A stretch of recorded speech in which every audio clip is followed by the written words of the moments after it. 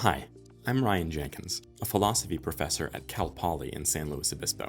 Lots of people think that technology is neutral, that it's just a tool that takes us from A to B, or helps us solve a problem more efficiently, without raising any difficult questions about our values. For example, you might think a car is just a better horse-drawn carriage, a light bulb is just a better candle, or a thermostat is just a better fireplace. And this is especially true when you think about the way computers help us make decisions. Lots of people think that data is objective. So if you're asking a computer to analyze data for you, then there's one right answer that it should give. I think this view is comforting because it eliminates the need for human judgment. Our own choices don't seem to enter into the picture if technology is just making our lives easier, faster, or more efficient in the best way possible. But I also think this view is mistaken. Let's look at one of the simplest uses of computer algorithms sifting through data for us, one that you and billions of other people use every day: search engines. Google is the world's most popular search engine.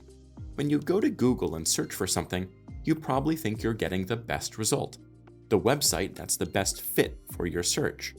But there's actually no such thing as an objective Google search result.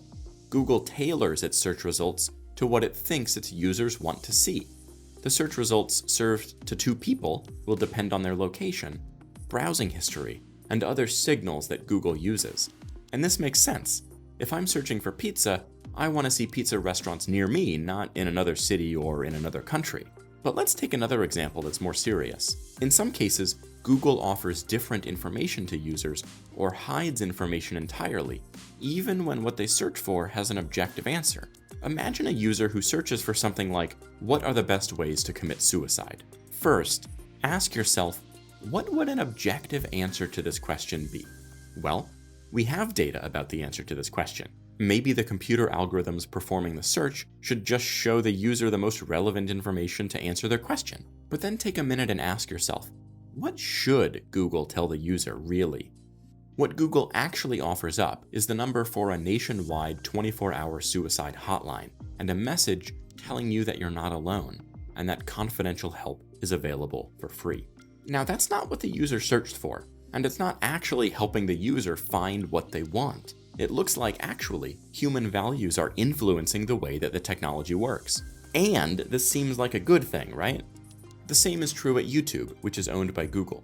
If a user searches for information about terrorist groups like ISIS, YouTube will show them anti-ISIS and anti-terrorism videos instead. If users search for information about the COVID virus or the COVID vaccine, the site points them to reputable sources rather than misinformation, which could lead people to make bad decisions about their own health. If something as straightforward as search were really a simple matter of efficiently crunching objective data, then these results would be surprising. Instead, it seems like Google is willing to alter the function of its product to nudge users in certain directions, away from suicide, away from terrorism, towards vaccines for COVID. But if it's okay for Google to alter its search results for certain purposes, what values should guide them? Should Google just show users whatever results they want to see, whatever advertisers want them to see?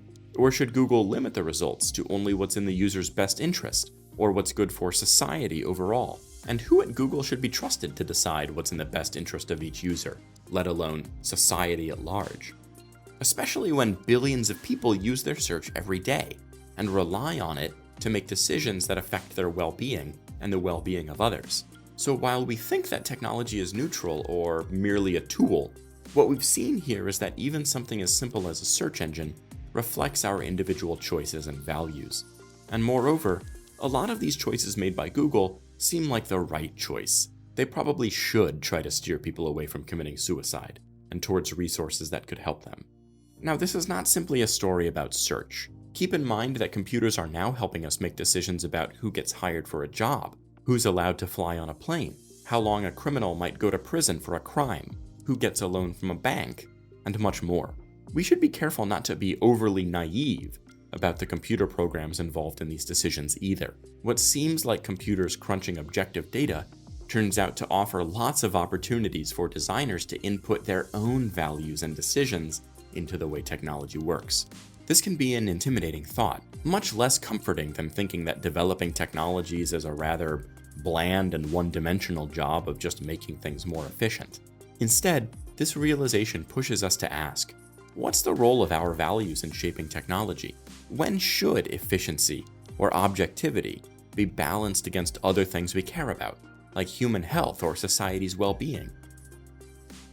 What do you think?